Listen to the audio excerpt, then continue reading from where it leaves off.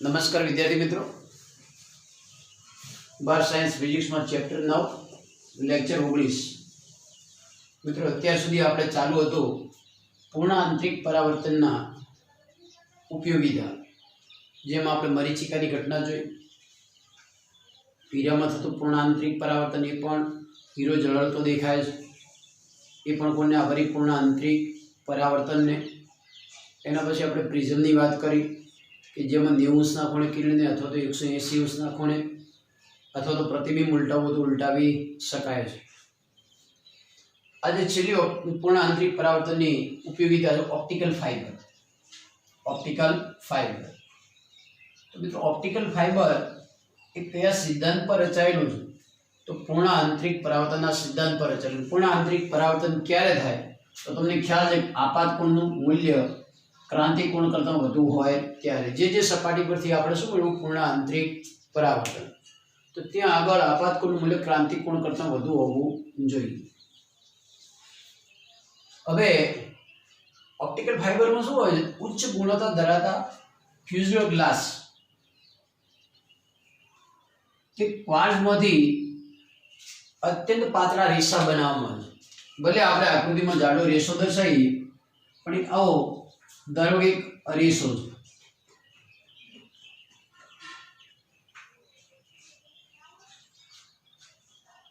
आवा रेसा अत्यंत पातळा कि जेनो व्यास लगभग माथाना वाळ जेटलो होय 100 माइक्रोमीटर जेटलो होय छे। तो अत्यंत पातळा रेसा बनाववामां आवे छे। आ जे रेसा छे तो ऑप्टिकल फाइबर ए फाइबर में बे भाग होय छे। एक खुद फाइबर जे छे ए फाइबरना भागने गर्भ कहेवाय।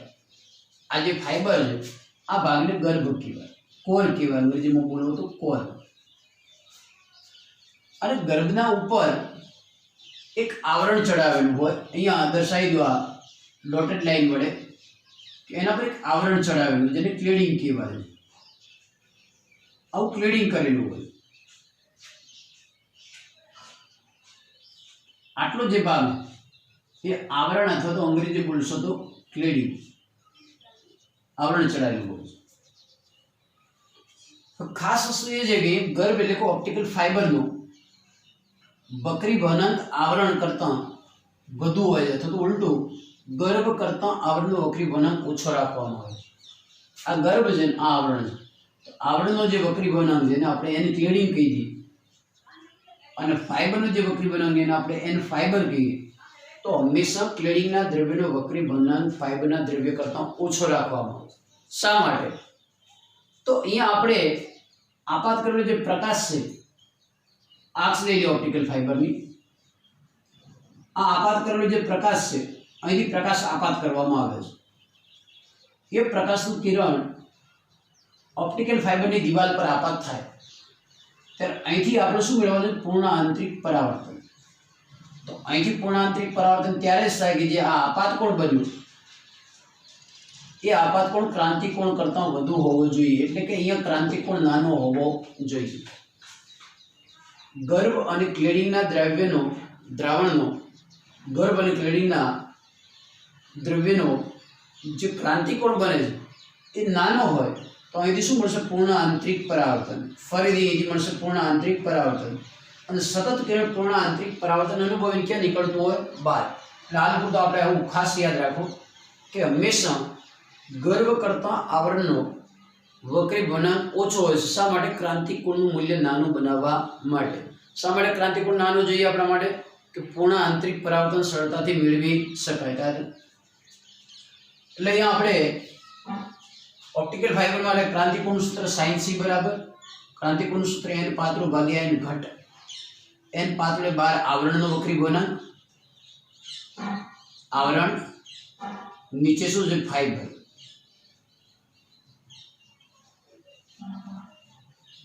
तो यह क्रांतिकोण ओछो क्यारे बनशे? फाइबरनो वक्रीभवनांक वधु हशे, क्लेडिंगनो वक्रीभवनांक ओछो हशे त्यारे। मित्रों एनी कार्यपद्धतिनी वात करो तो अहींया आपणे एवो ज वक्रीभवनांक पसंद कर्यो छे जेथी क्लेडिंग अने सॉरी गर्भ अने आवरणनी सपाटी परथी किरणनुं शुं थाय? पूर्ण आंतरिक परावर्तन। એટલે ધારો કે અહીંથી હવામાંથી કિરણને તમે આપાત કરો છો, એ પાતળામાંથી ઘટ માધ્યમમાં જાય આ પોલી નળી હોતી નથી, આ નક્કર નળી હોય છે. તો આ સપાટી પર આપાત થાય ત્યાંથી શું થશે? પૂર્ણ આંતરિક પરાવર્તન. ફરી અહીંયા આપાત કોણ ક્રાંતિક કોણ કરતાં વધુ બનશે એટલે એનું ફરીથી થશે પૂર્ણ આંતરિક પરાવર્તન. અને ફરીથી પૂર્ણ આંતરિક પરાવર્તન અનુભવી અને કિરણી ક્યાં નીકળતું? બહાર, એટલે કે નિર્ગમન પામતું. આમ ઓપ્ટિકલ ફાઇબર કાર્યપદ્ધતિની વાત કરીએ. ઓપ્ટિકલ ફાઇબર એક પ્રકાશ નળી તરીકે વપરાય છે. નળી નક્કર હોય પણ અહીંથી એન્ટર થતો પ્રકાશ વારંવાર દિવાલ પરથી પૂર્ણ આંતરિક પરાવર્તન અનુભવી અને એક છેડે એન્ટર કરેલો પ્રકાશ બીજા છેડે આપણે મેળવી શકીએ. તો આ એની કાર્યપદ્ધતિ. પણ આ કાર્યપદ્ધતિનો મેઇન આધાર શું છે? તો ગર્ભ અને આવરણના દ્રવ્યનો વક્રી વળાંકનો ગુણોત્તર એવો જ હોવો જોઈએ કે જેથી ક્રાંતિકોણ નાનો બને. ક્રાંતિકોણ નાનો બને તો સતત એનું શું મેળવી શકાય? પૂર્ણ આંતરિક પરાવર્તન.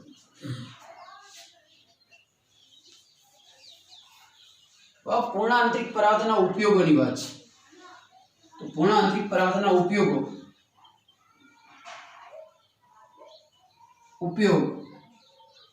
મિત્રો તમને ખ્યાલ છે કે માહિતી ત્રણ પ્રકારની હોય. ડેટા પ્રકારની હોય, એક ઓડિયો માહિતી હોય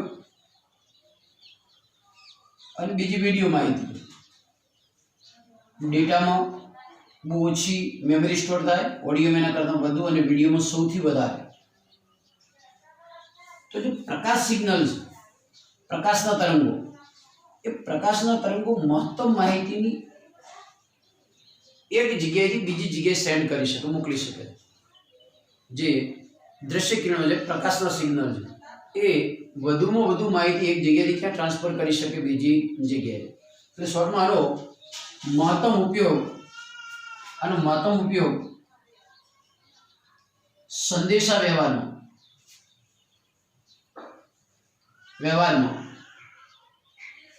થાય છે. સંદેશા વ્યવહારના ઉપયોગમાં ઘણી વખત માહિતી પ્રકાશ સ્વરૂપે ના હોય પણ ધ્વનિ સ્વરૂપે હોય. તો એને એક જગ્યાએથી બીજી જગ્યાએ આની મદદથી ટ્રાન્સફર કરવી હોય તો કરી શકાય. કઈ રીતે? તો આ તો માત્ર કયા સિગ્નલને પાસ થવા દેશે? પ્રકાશના તરંગને. તો ધ્વનિ સિગ્નલ કઈ રીતે ટ્રાન્સફર કરી શકાય? તો મિત્રો એક ટ્રાન્સડ્યુસર રાખવામાં. ટ્રાન્સડ્યુસર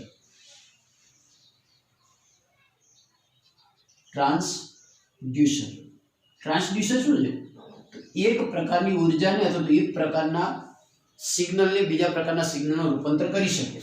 ધારો કે આપણી પાસે ધ્વનિ સિગ્નલ છે, તો ધ્વનિ સિગ્નલને આપણે ટ્રાન્સડ્યુસરને આપીએ કે પ્રકાશ સિગ્નલમાં રૂપાંતરિત કરે. શેમાં રૂપાંતરિત કરે? પ્રકાશ સિગ્નલમાં. તો પ્રકાશ સિગ્નલ અહીંયા આપાત થશે એટલે વારંવાર પૂર્ણ આંતરિક પરાવર્તન પામી અને નિર્ગમન પામશે. જે નિર્ગમન પામશે પ્રકાશનું સિગ્નલ, ત્યાં આના કરતાં ઉલટી કાર્યપદ્ધતિ ધરાવતું ટ્રાન્સડ્યુસર છે. અહીંયા ધ્વનિને શેમાં રૂપાંતર કરે? પ્રકાશમાં. અહીંયા પ્રકાશને શેમાં રૂપાંતર કરતું સાધન હશે? ધ્વનિમાં. તો આ રીતે ધ્વનિ સિગ્નલ પણ આપણે એક છેડેથી બીજા છેડે ઓપ્ટિકલ ફાઇબરની મદદથી ટ્રાન્સમિટ કરવું હોય તો કરી શકાય. અને મિત્રો સંદેશા વ્યવહારની અંદર સૌથી મોટી ક્રાંતિ આવી હોય તો ઓપ્ટિકલ ફાઇબરના લીધે. બીજો ઉપયોગ છે ઓપ્ટિકલ ફાઇબર પ્રકાશ નળી તરીકે વપરાય છે. શાના તરીકે વપરાય છે? પ્રકાશ નળી. આમ નક્કર નળી પણ છતાં પ્રકાશ પૂર્ણ આંતરિક પરાવર્તન અનુભવી વારંવાર નીકળી શકે. તો પ્રકાશ નળી જે છે એ મેડિકલ ક્ષેત્રે ખૂબ જ ઉપયોગી છે. જે અંધળીના અથવા જઠરના જે અંદરના ભાગોનું જે અવલોકન કરવા માટે આપણે એન્ડોસ્કોપી કરાવતા હોઈએ છીએ, તો એ અંદરનો આખો જ ભાગ બહાર જોવો હોય તો અંદર પ્રકાશ પાડીને જ પ્રકાશને બહાર આપણે મેળવી શકીએ છીએ, પણ માત્ર શેની મદદથી? ઓપ્ટિકલ ફાઇબરની મદદથી. એન્ડોસ્કોપી છે, કોલોનોસ્કોપી છે, એ બધામાં આપણે જે ટીવીના સ્ક્રીન પર અંદરનો ભાગ જોઈ શકીએ છીએ. તો અંદરના ભાગના કિરણો બહાર કોણ લાવે છે? તો આવા ઓપ્ટિકલ ફાઇબરના પાતળા રેસા, એટલે કે આવી પ્રકાશ નળી. તો મેડિકલ ક્ષેત્રે આનો ઉપયોગ છે. મેડિકલ ક્ષેત્રે ખૂબ જ મોટો ઉપયોગ છે. ત્રીજી બાબત છે ઓપ્ટિકલ ફાઇબરમાં ડેકોરેટિવ લેમ્પ.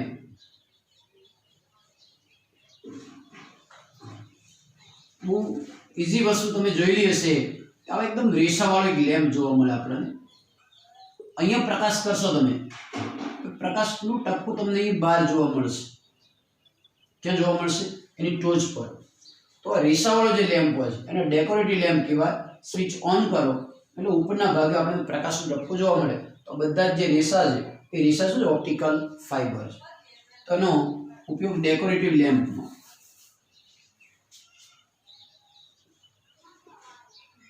ડેકોરેટિવ લેમ્પમાં થાય છે. તો આ માહિતી હતી સર ઓપ્ટિકલ ફાઇબરની. તેની કાર્યક્ષમતાની વાત કરો. એની કાર્યક્ષમતા કેટલી છે? કાર્યક્ષમતામાં ઉચ્ચ ગુણવત્તા ધરાવતા સિલિકા ગ્લાસનો જો ફાઇબર હોય, સિલિકા ગ્લાસ માંથી જો ફાઇબર બનાવેલો હોય તો આ ફાઇબર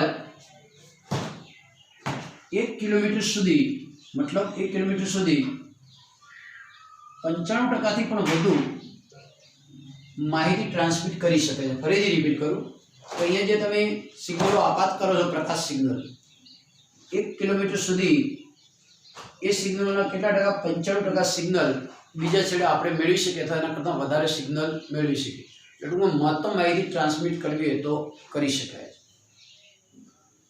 આનો બીજો પ્લસ પોઈન્ટ છે કે ઓપ્ટિકલ ફાઇબરમાંથી પ્રસારિત થતી જે માહિતી છે એને આંતરીને સંદેશો આંતરીને ટૂંકમાં મેળવી શકાતો નથી.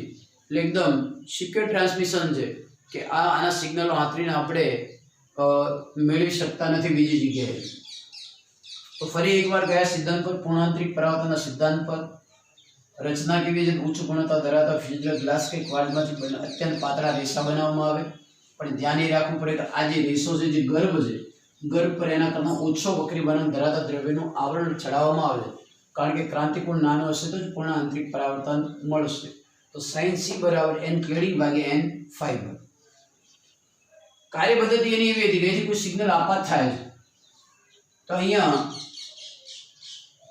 બેનો વક્રીભવન કેવો જ પસંદ કરેલો કે જે આપાત કોણ છે એ ક્રાંતિકોણ કરતાં વધારે હોય અને વારંવાર પૂર્ણ આંતરિક પરાવર્તન અનુભવીને બીજા છેડે મેળવી શકાય છે. ઉપયોગ છે સંદેશાવ્યવહારમાં, મેડિકલ ક્ષેત્રે અને ડેકોરેટિવ લેમ્પમાં. એની જે ક્ષમતા છે, કાર્યક્ષમતા, એની કાર્યક્ષમતા એવી છે કે 1 કિલોમીટર સુધી 95% માહિતી ટ્રાન્સમિટ કરવી હોય તો કરી શકાય. 100% ટ્રાન્સમિટ કરાય તો એની કાર્યક્ષમતા 100% અથવા તો 1 કહેવાય. ટૂંકમાં 95% જેટલી એની કાર્યક્ષમતા છે. હવે મિત્રો અહીંયા નીટ અને જેઈ માટે ઓપ્ટિકલ ફાઇબરનું ઇક્વેશન આપણે મેળવવાનું છે. એ ઇક્વેશન આપણે અહીં મેળવી લઈએ.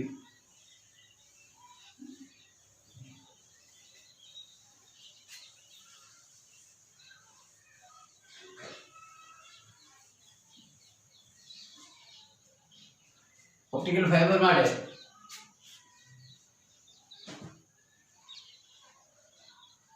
એસેપ્ટન્સ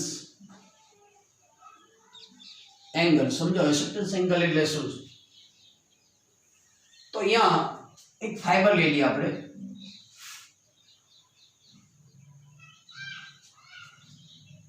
એક ઓપ્ટિકલ ફાઇબર છે.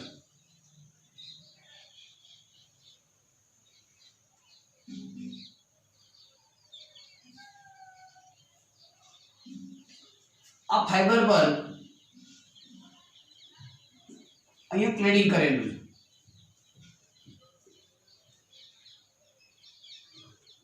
ફાઇબરના દ્રવ્યના વક્રી બનાવને આપણે NF કહી દઈએ, આવરણના વક્રી બનાવને આપણે NC કહી દઈએ, ક્લેડિંગના દ્રવ્ય. હવે ફાઇબર પર બહારથી જ્યારે પ્રકાશ આપાત કરવામાં આવે છે ત્યારે એ ફાઇબરની અક્ષ સાથે પ્રકાશ વધુમાં વધુ કેટલા ખૂણે આપાત કરી શકાય? ગમે તે ખૂણે આપાત કરો અહીંથી તમે તો અહીંથી પૂર્ણ આંતરિક પરાવર્તન મળતું, અંદરથી પૂર્ણ આંતરિક પરાવર્તન મળતું નથી. તો અહીંથી મેક્સિમમ જે ખૂણે આપણે ઇન્સિડન્ટ કરી શકીએ એ ખૂણાને શું કહે? એસેપ્ટન્સ એંગલ અથવા તો મહત્તમ અક્ષ સાથેનો આપાત કોણ. અક્ષ સાથેનો મહત્તમ આપાત કોણ, મહત્તમ आपात कोण।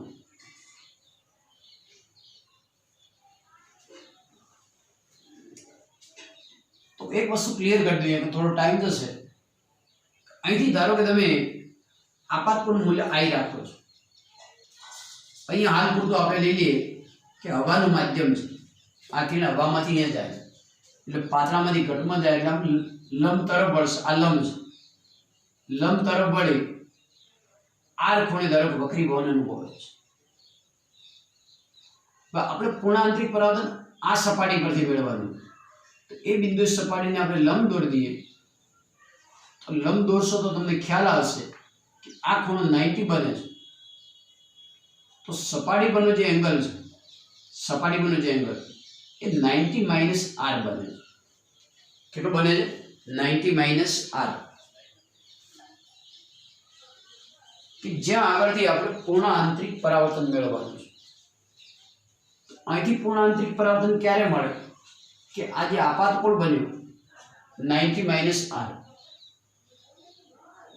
એ આપાત કોણનું મૂલ્ય ક્રાંતિક કોણ કરતાં વધુ હોવું જોઈએ। કોનો ક્રાંતિક કોણ?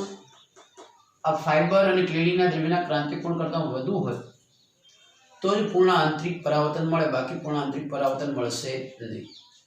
હવે મિત્રો, જેમ ક્રાંતિક કોણ નાનો હોય પૂર્ણ આંતરિક પરાવર્તનની શક્યતા વધુ, અથવા ઉલટું જેમ આપાત કોણ વધુ હોય, અહીંયા આપાત કોણ આપણો કેટલો 90 માઇનસ r, તો જેમ 90 માઇનસ r વધુ એમ પૂર્ણ આંતરિક પરાવર્તનની શક્યતા કેટલી હોય? વધુ હોય। 90 માઇનસ r વધુ ક્યારે થાય કે r ઓછો હોય,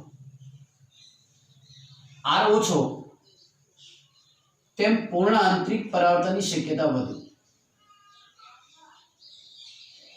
90 માઇનસ r વધુ ક્યારે બને? r ધારો કે 10 હોય તો 80 બને, પણ r 50 હોય તો 40 જ બનશે આપાત કોણ। તો જેમ r ઓછો હોય તેમ પૂર્ણ આંતરિક પરાવર્તનની શક્યતા વધુ હોય। હવે r શું છે? અહીંયા વક્રીભૂત કોણ છે, તો r નો આધાર શેના પર? આપાત કોણ પર। પાતળામાંથી ઘટમાં જો તમે એટલે હંમેશા r લેસ ધેન આવું હોય, પાતળામાંથી ઘટમાં જો એટલે વક્રીભૂત કોણ નાનો હોય ને આપાત કોણ વધુ હોય। જો તમે i ઘટાડો તો r ઘટશે, જેમ જેમ i ઘટાડતા જેમ r ઘટતો જાય, અને i વધારશો તો r વધતો જાય। i વધારો તો r પણ શું થતો જાય? વધતો જાય। r વધતો જાય તો આપણો ઘટતો જાય, તો પૂર્ણ આંતરિક પરાવર્તન શક્યતા ઘટતી જાય। શોર્ટમાં કહેવાનો મતલબ એ છે કે i નું મૂલ્ય અમુક મૂલ્ય કરતાં વધારે હોવું જોઈએ નહીં। આપાત કોણનું મૂલ્ય અમુક મૂલ્ય કરતાં વધુ હોવું જોઈએ નહીં। જો વધુ હોય, આ વધુ હોય તો આ વધુ મળશે, એ વધુ હશે તો આ ઓછો મળશે, કદાચ એવું પણ બને ક્રાંતિક કોણ કરતાં ઓછો મળે, તો દિવાલ પરથી પૂર્ણ આંતરિક પરાવર્તન મળે નહીં, અને એવા કિસ્સામાં ફાઇબરનું કોઈ મહત્વ રહેતું નથી। મતલબ એ છે કે અક્ષ સાથેનો જે મહત્તમ આપાત કોણ આપણે કેટલો રાખી શકીએ એનું સૂત્ર આપણે મેળવવું છે। તો જો આ બિંદુને આપણે એ કહી દઈએ, આ બિંદુને બી કહી દઈએ। અહીંયા કિરણ હવામાંથી ફાઇબરમાં આપાત થાય છે, એટલે આઈ કોણે આપાત થઈ, આર કોણે વક્રીભવન અનુભવી, અને આ સપાટી પર 90 માઇનસ r જેટલા ખૂણે આપાત થાય છે। તો અહીંથી પૂર્ણ આંતરિક પરાવર્તન થવા માટે, પૂર્ણ આંતરિક પરાવર્તન થવા માટે 90 માઇનસ r નું મૂલ્ય આ બેના દ્રવ્યના ક્રાંતિક કોણ કરતાં વધુ હોવું જોઈએ। એટલે આપણે એ લઈ લઈએ કે બિંદુ બી આગળ, બિંદુ બી આગળથી પૂર્ણ આંતરિક પરાવર્તન માટે, પૂર્ણ આંતરિક પરાવર્તન માટે આપાત કોણ કેટલો બિંદુ બી માટે? 90 માઇનસ r ગ્રેટર ધેન ક્રાંતિક કોણ c હોવું જોઈએ। 90 માઇનસ r ગ્રેટર ધેન શું હોવું જોઈએ? c। મિત્રો આપણો ટાર્ગેટ i ના ફોર્મમાં જવાબ લાવવો, તો અહીંયા બંને બાજુ સાઇન વિધિ લાગુ પડે, સાઇન વિધિ લેતો તો 90 minus r plus sine 90 minus r greater than sine c, sine 90 minus r એટલે cos r થાય, સાઇન c ક્રાંતિક કોણનું સૂત્ર શું? સાઇન c બરાબર ऑप्टिकल फाइबर माटे n क्लेडिंग भाग्या n फाइबर तो અહીંયા આવશે sin c નું સૂત્ર મૂકી દઉં n ક્લેડિંગ ભાગ્યા n फाइबर ફરીથી રિપીટ કરું ક્રાંતિકોણનું સૂત્ર પાતળું ભાગ્યા ઘટ પાતળું એટલે ક્લેડિંગ નું દ્રવ્ય અને ઘટ એટલે ફાઇબર નું દ્રવ્ય તો sin c નું સૂત્ર આવશે n ક્લેડિંગ ભાગ્યા n फाइबर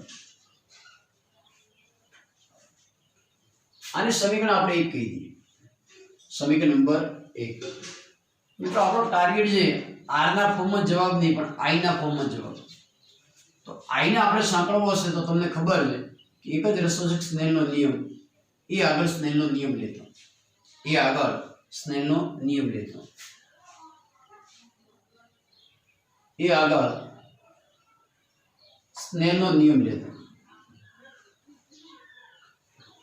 નિયમ એ લેશો એટલે હવામાંથી કિરણ જાય એટલે હાલ પૂરતો આપણે એર કહી દઈએ n1 sin i બરાબર n2 sin r n1 sin theta 1 बराबर n2 sin theta 2 એટલે સીધું લઈ લો n1 એટલે હવા na sin i बराबर n fibre sin r sin r ने मित्रों करता बनाओ sin r ने શું બનાવો કરતા ખ્યાલ આવશે ભાઈ તમને कि sin r बराबर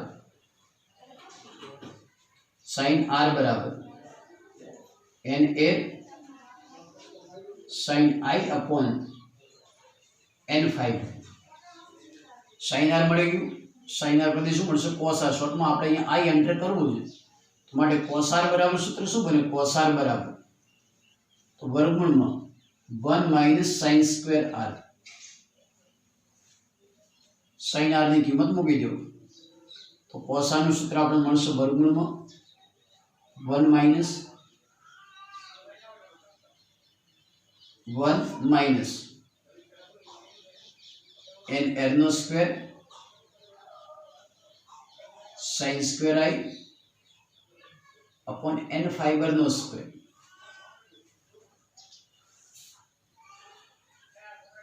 कोसा ની કિંમત એ મૂકેલું સમીકરણ પણ આવું મળશે કોસા ની કિંમત under root 1 minus n r નો square sin square i upon n fibre नो स्क्वायर ग्रेटर देन શું બનશે nc by n फाइबर આપણો ટાર્ગેટ i ને કરતા બનાવવાનો તો બંને બાજુ વર્ગમૂળ દૂર કરો 1 minus n square sin square i upon n fibre नो square greater than n cladding square भाग्યા n fiber square n fiber અહીંયા લઈ લો n फाइबर कैंसल એટલે આપણે આવું મળશે n फाइबर નો સ્ક્વેર માઈનસ n r નો square sin square i greater than n cladding नो स्क्वेर करता i ની બનાવો આપેલ બંને જો માઈનસ થઈ જશે આ છેદમાં આવશે એટલે આ રીતે બનશે અહીં બને n फाइबर નો square minus nc square greater than n r નો સ્ક્વેર sin स्क्वायर i अथवा तो आउट ही है sin i नो square less than n fibre नो स्क्वायर माइनस n क्लेडिंग नो स्क्वायर अपॉन n स्क्वायर तो sin i equal to less than under n fibre नो स्क्वायर माइनस n क्लेडिंग नो स्क्वायर अपॉन n r नो square मित्रों आपको final सूत्र आएगी महत्तम आपात कोण માટે sin i ની વેલ્યુ આના કરતા ઓછી હોવી જોઈએ સિમ્પલ વસ્તુ હતી ફરીથી ફટાફટ યાદ કરાવું આ સાબિતી આપણે યાદ રાખવાની થતી નથી પણ સાબિતીમાં આપણે ખબર હોવી જોઈએ કારણ કે આ પ્રકારની બીજું કોઈ એપ્લાઇડ ક્વેશ્ચન પૂછાય છે તો આપણને ખ્યાલ આવવો જોઈએ કે અહીંથી પૂર્ણ આંતરિક પરાવર્તન મેળવવું જોઈએ તો જે બિંદુઓથી આપણે પૂર્ણ આંતરિક પરાવર્તન મેળવવું એ બિંદુનો આપાત કોણ 90 માઈનસ r ग्रेटर देन શું થવો જોઈએ ક્રાંતિ કોણ આ પ્રકારના કોઈ પણ દાખલામાં હંમેશા સાઇન વિધિ એપ્લાય કરવાનું કારણ કે વક્રી વળાંક આપણે એન્ટર કરવો વક્રી વળાંક ક્યારે એન્ટર થશે sin c આવશે ત્યારે એટલે બંને બાજુ સાઇન વિધિ લઈ લીધું sin 90 માઈનસ એટલે cos r થશે sin c એટલે n પાતળું ભાગ્યા n ઘટ અહીંયા n ક્લેડિંગ ભાગ્યા n ફાઇબર આવશે એ આગળ સ્નેલનો નિયમ શા માટે સ્નેલનો નિયમ તો આપણો જવાબ r ના ફોર્મમાં નથી જોઈતો, અક્ષ સાથેનો મહત્તમ આપાત કોણ i ના ફોર્મમાં જોઈએ. i ત્યારે જ સાંકળી શકાશે અહીંયા સ્નેલનો નિયમ લેશો ત્યારે. તો n1 એટલે na sin i બરાબર n ફાઈબર sin r. અહીંથી કરતા બનાવો sin r ને, sin r ને કરતા બનાવ્યો તો sin r પરથી શું મળ્યું આપણને cos r મળ્યું. આપણે cos r ની કિંમત સમીકરણ 1 માં મૂકી દો, અહીંયા મૂકી દો તો આ પ્રકારે મળશે. હવે આમાંથી મિત્રો 12 સાયન્સમાં ને કરતા બનાવતા હોય sin i less than equal to n fiber નો સ્ક્વેર minus n ક્લીડિંગ નો સ્ક્વેર upon n air. કાયમી ખાતા સૂત્ર યાદ રાખો.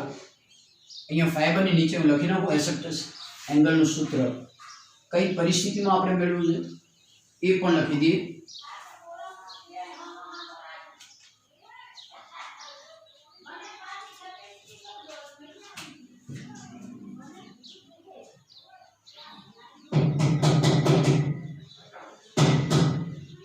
ઋષિ અવાજ ના કરશો, ઋષિ અવાજ ના કરશો.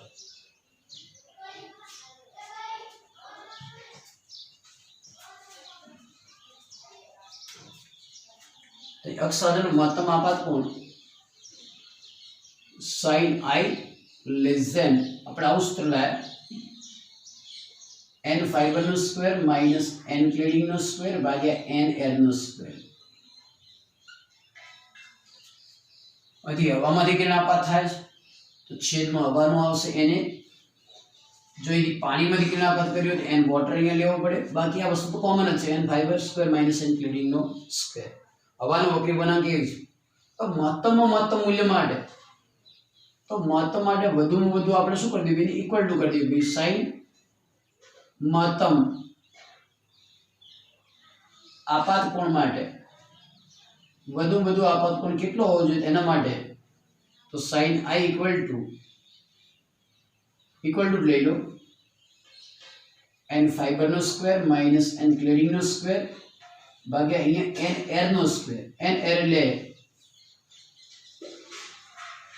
n એર હવા માટે બંધ થઈ જશે, પણ અહીંથી જે માધ્યમમાંથી આપાત થતો એના પર ડિપેન્ડ કરશે.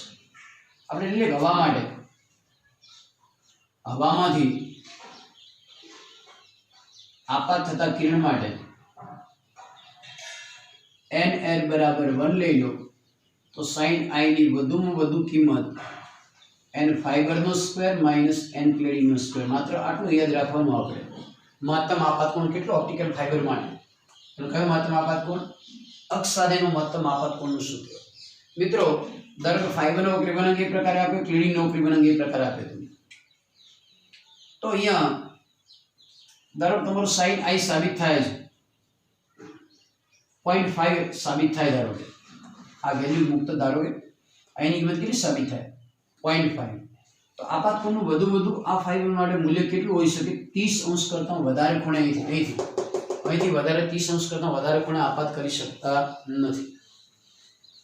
ધારો કે આ ફાઈબર અને ક્લેડિંગ નો વક્રી બનામ એવું આપ્યું ધારો કે 0.86-87 જેટલું મૂલ્ય આપણને મળતું હોય તો i કેટલું મળે આપણને 0.86√3/2 60 અંશનો મળે. i વધુ કેટલું મળે 60 અંશ. તો અહીંયા i 60 અંશ કરતાં વધારે ખૂણે આપણે આપાત કરી શકતા નથી. તો મહત્તમ i મેક્સિમમ નું સૂત્ર આવી ગયું તમારે મહત્તમ આપાત કોણનું અક્ષ સાથેનું મહત્તમ આપાત કોણ. ઘણી વખત રેન્જ પૂછે કે આપાત કોણની કેટલી રેન્જ રાખી શકાય.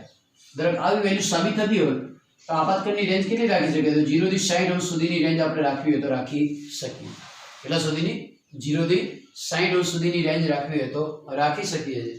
જનરલી અહીંથી આપાત થતું કે હવામાં જ હોય છે એટલે મહત્તમ આપાત કોણનું સૂત્ર આપણે sin i બરાબર n fiber minus n cladding નો સ્ક્વેર. ઘણી વખત ક્લેડિંગ ના શબ્દ ક્લેડિંગ નો વક્રી બનાંક ના આપ્યો અને હવા કીધું તો અહીંયા પણ હવાનો તમે વક્રી બનાંક લઈ શકો. પણ મિત્રો અહીંયા જે નીટ માટે ખૂબ જ અગત્યનો પોઈન્ટ છે. આમાં આપણે એક સ્વાધ્યાયનો દાખલો હોમવર્કમાં તમને આપી દીધું માત્ર આટલા સૂત્ર પરથી જ. દાખલાનું નામ કહી દીધું તમને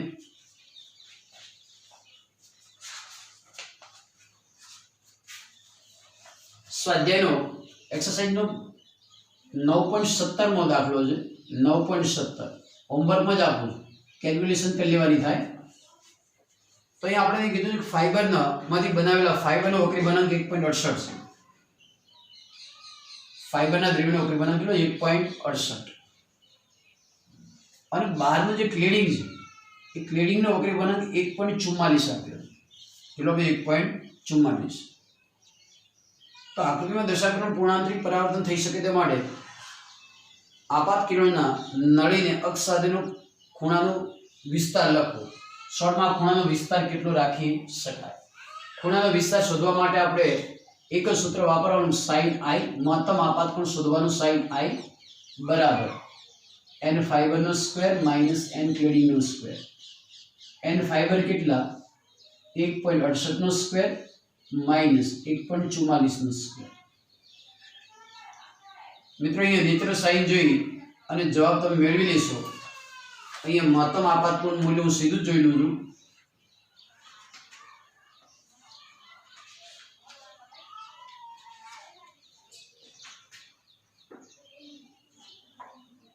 અહીંયા લગભગ આપણને 0.86 સમથિંગ મળે છે. તો આઈ મેક્સિમમ વધુ કેટલો રાખી શકો? તો 60 અંશનો રાખી શકો. મહત્તમ આપાતકોણનું મૂલ્ય કેટલું હોય? 60 અંશનું. તો ખૂણાની રેન્જ કેટલી થાય? આપાતકોણની રેન્જ કેટલી થાય? તો આપાતકોણ 0 થી કરી અને 60 સુધીનો તમે રાખી શકો. એટલો 0 થી 60 વચ્ચેનો આપાતકોણ રાખવો હોય તો રાખી શકો. તો 9.17 હતો. એક સિમ્પલ સૂત્ર પરથી, પણ સૂત્ર કઈ રીતે આવે એની આપણે ચર્ચા કરી લીધી છે. 9.17 ઓપ્ટિકલ ફાઈબરનો જ ક્વેશ્ચન છે. હવે પછીના લેક્ચરમાં પાઠનો બીજો ભાગ સ્ટાર્ટ થાય છે, લેન્સ.